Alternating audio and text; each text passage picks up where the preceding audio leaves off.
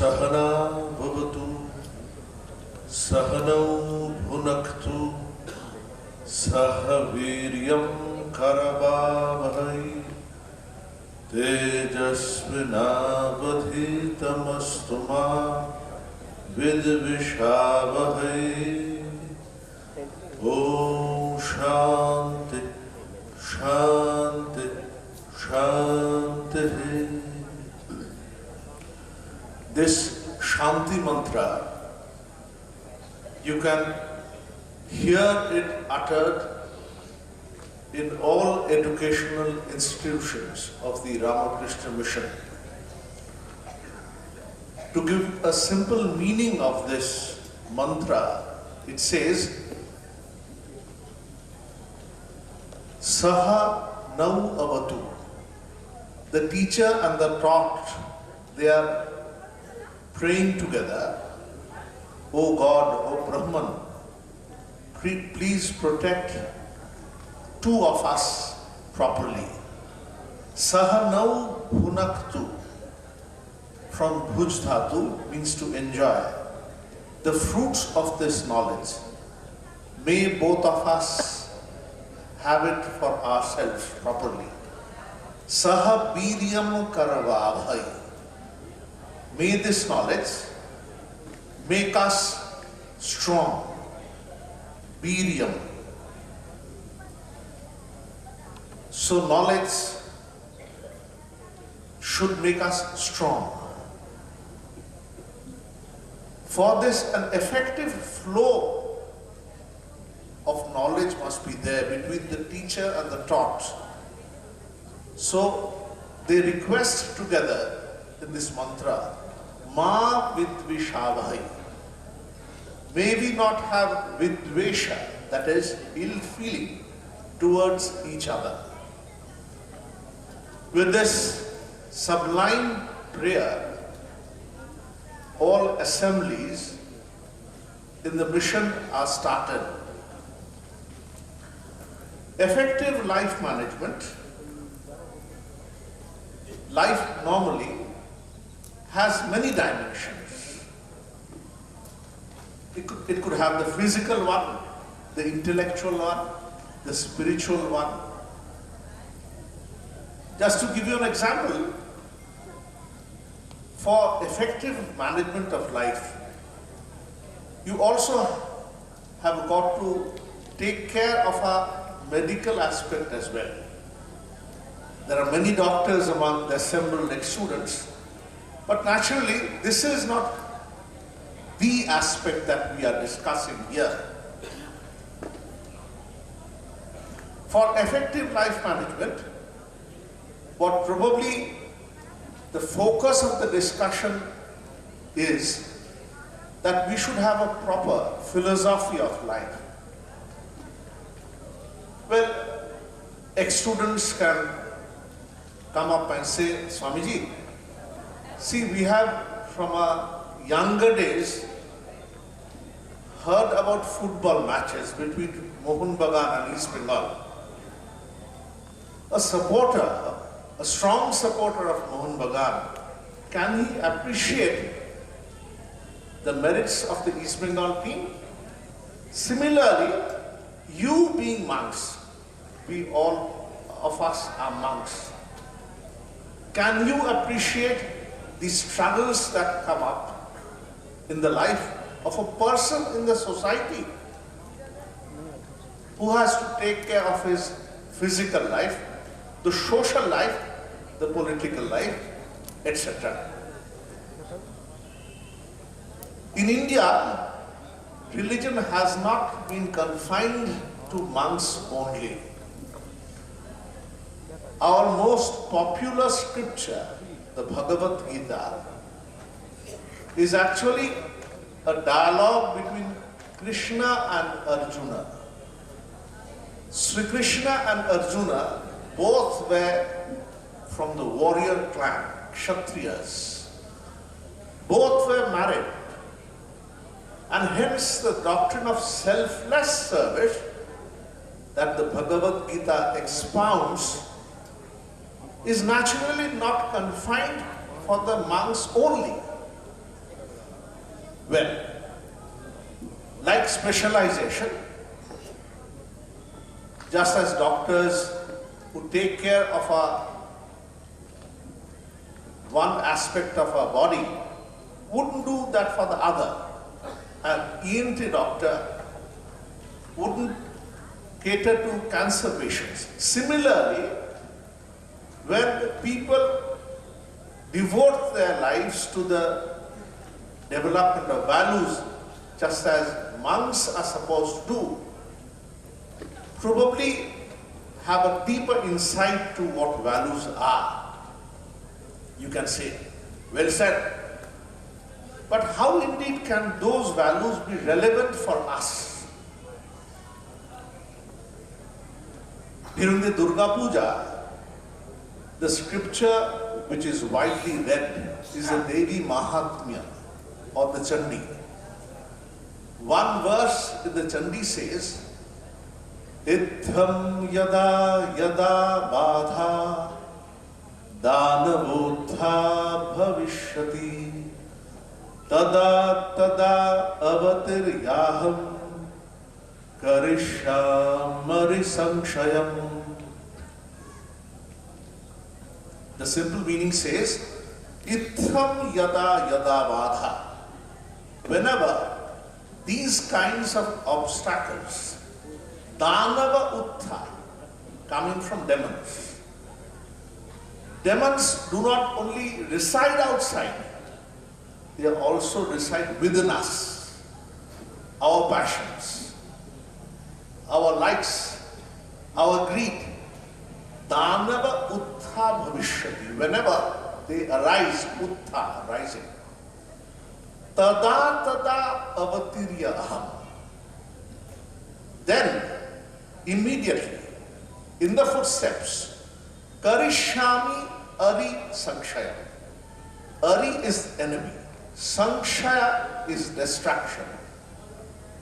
So whenever such enemies arise in the society, in our private lives, in our passion, when they are about to overcome us, engulf us, about to destroy the vestige of morality in society, cutting at the roots of what a social fabric should be, then descends the power of good. So the Chandi, like the Bhagavad Gita also has a well-known similar verse. It gives you the message that there is indeed the power of good. Remember when in the Devi Mahatmya, in the story that is, the Devi is uttering this in front of two votaries. One is Suratha, a king who has been deprived of his kingdom. And he is lonely, deserted, unable to assuage his grief. And another is a merchant, Samadhi, who has been betrayed by his own family.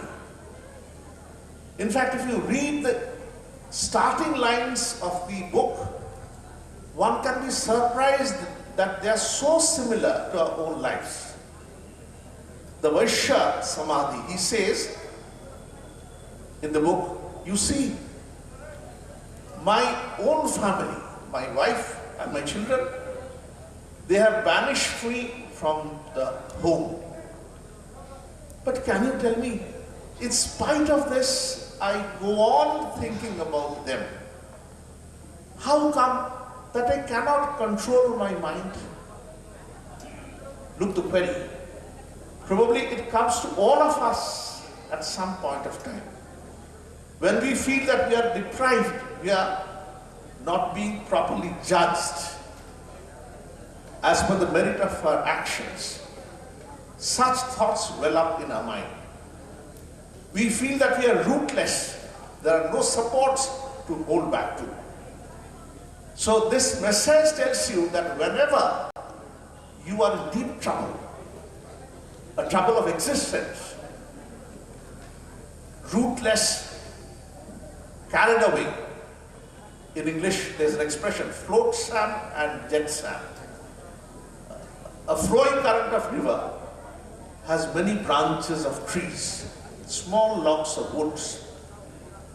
These remain at the mercy of the river tide. Similarly with us, sometimes we feel that we are being carried away by the tide of society, by family, by our workplace. Can't we just hold back and look within? Resist this tide somehow? This astikya buddhi is the contribution of philosophical life or Indian religious thoughts.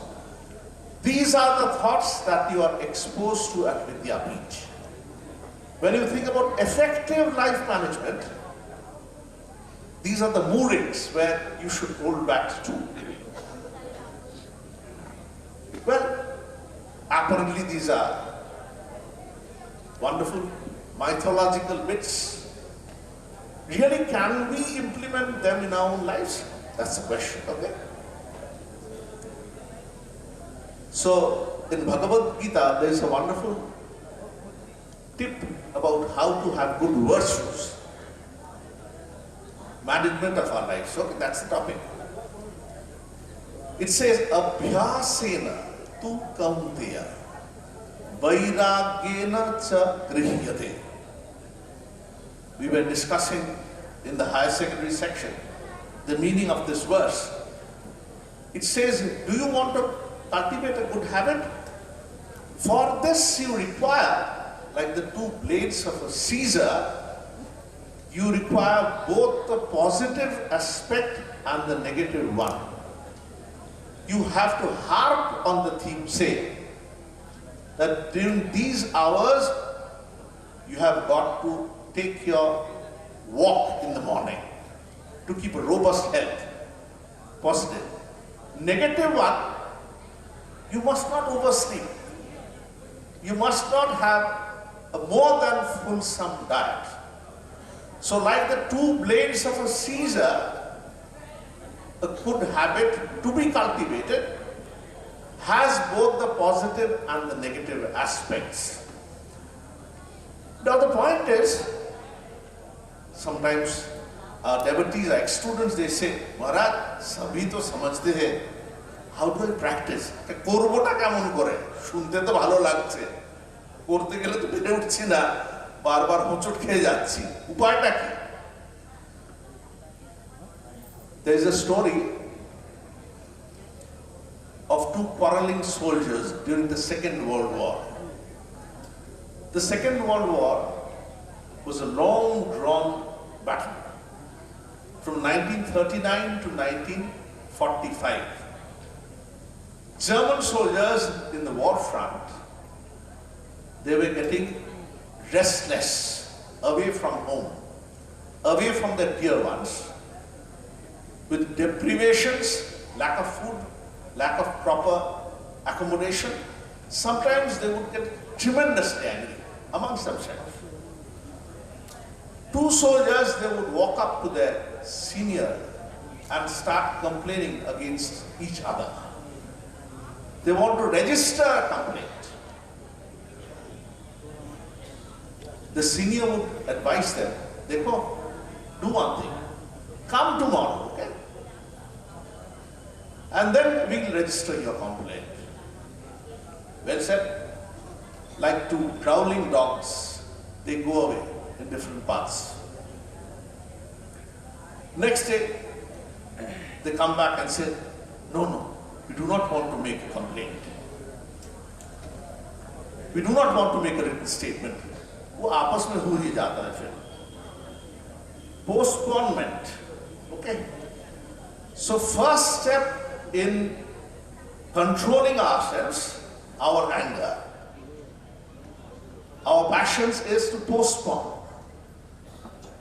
When a thought is welling up, about to eat you up, as it were, postpone it for a time being. I was just reading in the newspaper today, the current king of England, the Anand Bazar Patrika carried this message, news today, that sometimes when he would get angry, probably that was much earlier, he would break the basins or throw out the chairs. So even people in high places are being overcome with anger. And after you become angry and do something which is unbecoming of you, you bite your fingers. You say, I shouldn't have done that. So instead you postpone such an anger. Do not implement it immediately. A basic premise of control of our daily lives is food habits, isn't it? When you get little older, not for the younger current boys standing behind, probably they need to eat more. But for the elder ones, food habits, control of them is of course very, very important. In fact, as I am aging, the consciousness about health habits, I see a definite improvement. Get rid of religious teachings. Even for maintaining your own health, you have got to have a restraint over your food. So, such restraints do have a control over your lives. Truthfulness is one virtue. It says, Kaya mono bhakti. Kaya means by your body, mana is the mind, and vakya are the words. I remember sometimes I used to wonder, well, you see, I would utter an untruth. What is the harm of thinking about it?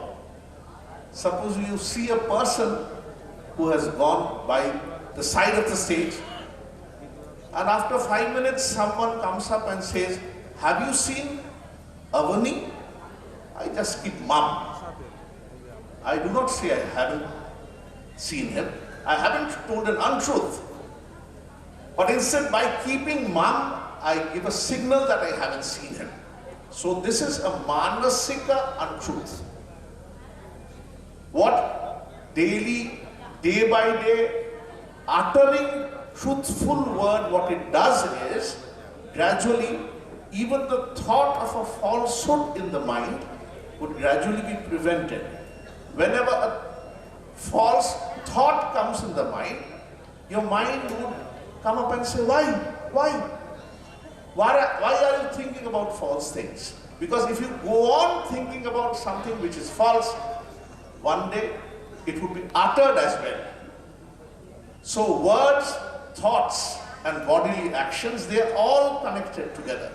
So kaya mono bhakti is the way to practice truth. But is it possible? Can it be done? So Maharaj is there sitting, Swami Shuhitanandaji Maharaj. In addition to being my ex-headmaster, principal in the school at Narendrapur, in later days he became the General Secretary of the order. I must confess that we would get astonished when we would go to the headquarters office at Belur. 8:30 is the time. Maharaj would always be punctual at the office. Even other monks working in the office, sometimes they would be late, not Maharaj. Why is punctuality being aligned with truthfulness? Because punctuality is the way that we think about time. When you are late for an event at a place, actually in your own mind you are not sure of the time. Since you were not sure about when you should get there, that is why you arrived there late. So truthfulness in your mind is getting reflected in your punctuality as well. So punctuality, keeping to what you have promised in respect of time, is a part of truthful behavior as well. I remember there's a monk who stays in Beru, but he was born in Iraq. By birth, he was a Muslim. Diwani Maharaj was a pure blue blood Iraqi Muslim gentleman. He had his medical training in Germany, did his MD there, and then finally joined the Ramakrishna mission here. Maharaj, his English is not that fluent. Much juniors that we are, he became friends with us. He made a strange remark. He said, you see, there is a basic outlook difference between Indians and Westerners. I would say, what is that, Maharaj? He said, you see, in India, people are very observant about personal lives, about your character. But they are shoddy about work practices. They get late for work. They do not keep to time. They are not punctual about their habits. Instead, in the West, people are relaxed about their personal lives. In fact, they are very conscious about their privacy, that you should not peep into what I am doing.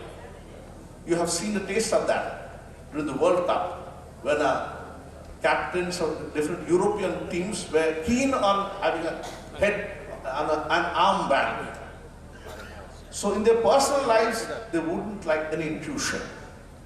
But in the public life, when you're working together, Maharaj is saying that they are punctual. They stick to time. They have their work ethics. He said, you see, we require a combination of these both. In addition to having purity in our personal lives, our workplace also should be efficient, punctual, clean, tidy. These are the practices in our individual level, micro level. I had studied economics. You have microeconomics and macroeconomics. Micro is the individual level, and the macro is the collective level. When at the micro level you develop such habits, gradually this spreads over to the macro level as well. Maharaj had quoted Devendra Saksena's article. He frequently writes in the Statesman on such economic issues. Well, feeling at the individual level can gradually percolate down to the society as well. Devotees sometimes they tell us, Maharajji, we are only a small individual. How can we improve the lot of the poor? So many poor persons are there. I as an individual, how much can I do? All of you have heard that story, isn't it? Of the story of a father whose sons were quarreling amongst themselves. Then one day, when he was ill, he asked his two quarreling sons to come together with a bunch of sticks. And he asked them to break that bunch of sticks. They of course couldn't, with great effort. But then he asked them to untie the bundle. And when the sticks were there individually, they were easily breakable. So collective brings strength. Swami Vidyapith, when he came from the West, he said, this is one thing that I have learned from the West, the power of organization. Maharaj was mentioning the power of when two persons come together, you have sometimes the thought of the four. Today there's a word known as synergy. It says, suppose there are individual two persons, but when we come together, as we have come together in this wonderful pandal today, the power of the collective comes in. There's a cosmic mind, it is said, Vishwa Janin Mon. In that mind, our thoughts, as it were, are there, stored up. Swami Vivekananda says in his lecture, he says, you see, imagine the power of great thoughts. A person who in a cave thinks lofty thoughts, there in the cave, goes on meditating on it, those thoughts would travel the world around.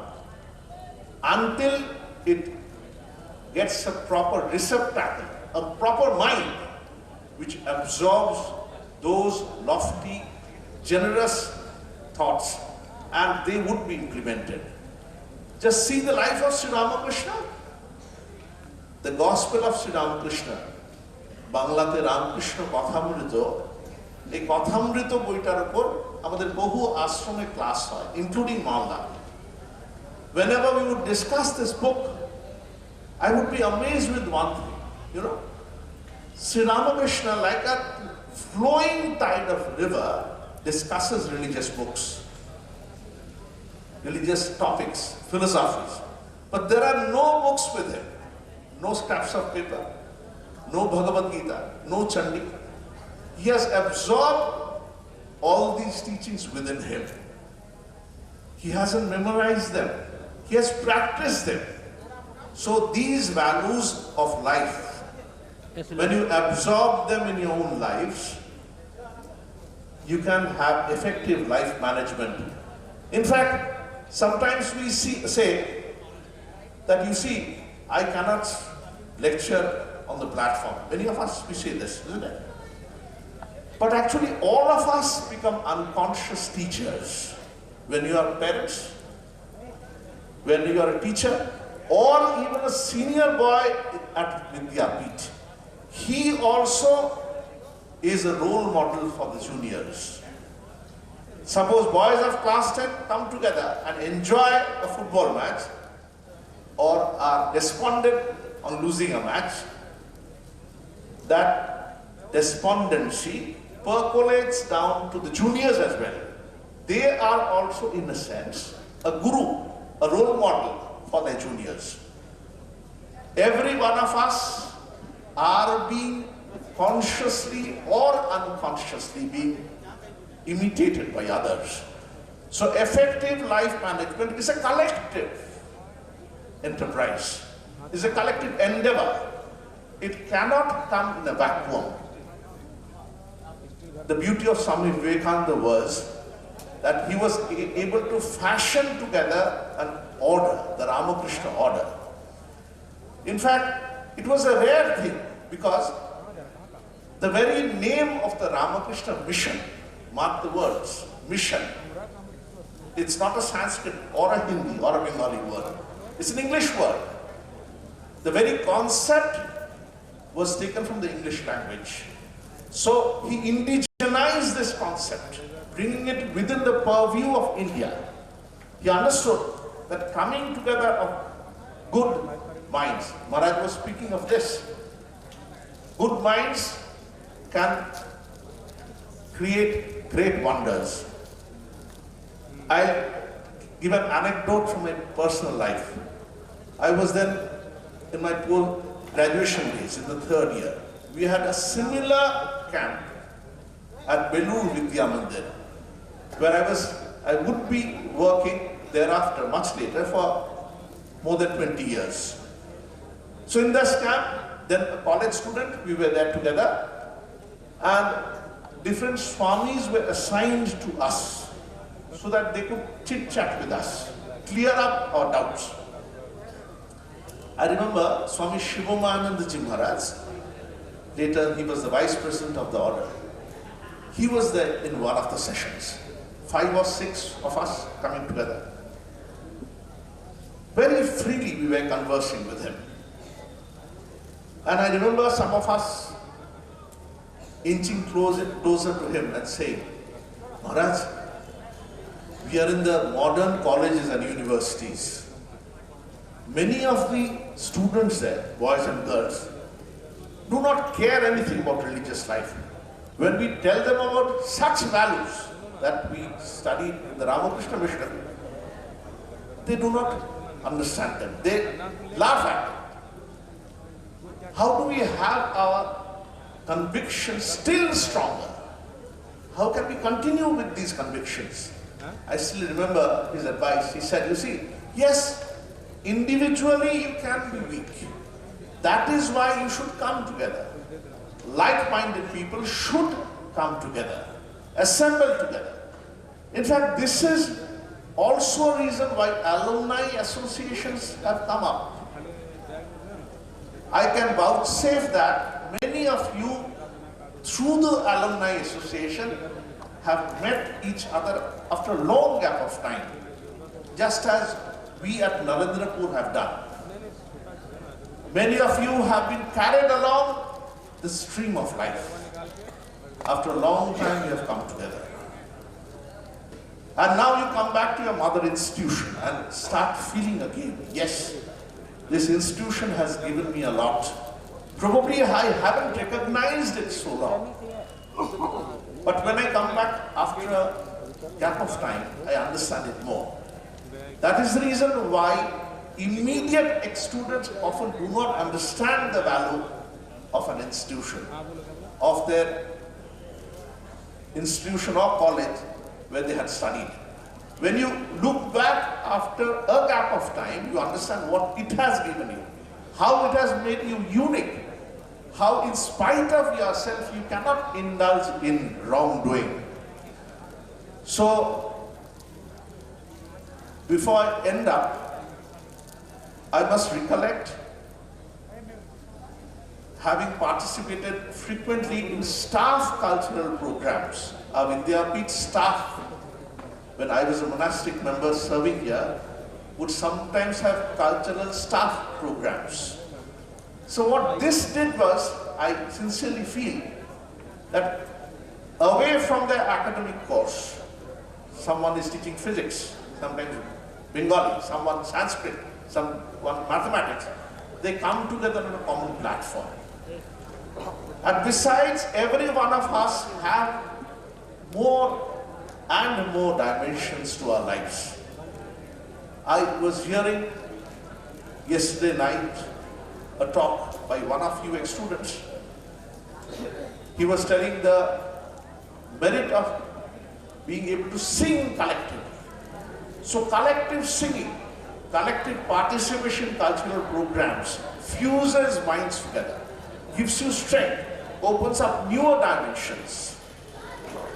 I also remember today our days during the earlier reunions when ex-students would be accommodated in the gymnasium there or in the +2 gymnasium, and in the morning hours you would look around the accommodation, hot water arriving, drowsy eyes getting up from bed, not used to getting up so early, tea being served there, and then going together to the Baba Dham. Wonderful memories. So these are the memories that you would carry back home, because tomorrow again you would be going to Baba Dham, collectively, not singly. Going together gives you a different spirit, a different josh कहते हैं ना, वो आ जाती है फिर. I remember with gratitude many of the ex-students with whom I have had very good contact. The alumni association is fusing gradually over time. And last but not the least, Vidyapith also gave us a patriotic favor. During the 15th August program and the 26th January program, when we hoisted the flag here, I would always remind the boys that Subhash Chandra Bose had come here at Vidyapith, at one of the dormitories. And here in Deoghar, Aurobindo Ghosh and his younger brother, Baril Ghosh, had been active when Aurobindo was an active revolutionary. So those sacrifices of our predecessors are remembered on these days. Sometimes people laugh at nationalism, but this idea of a nation is absolutely necessary. The feeling for the country, the feeling for the poor, which you heard a little earlier, feeling for the downtrodden, which Swamiji had repeatedly said. You ex-students of Vidyapith indeed are carrying the banner of Thakur Mas Swamiji. It is not we monastics alone. You, your family members, are the carrier of this message. May Thakur Mas Swamiji bless you and all the current students as well. Namaskar.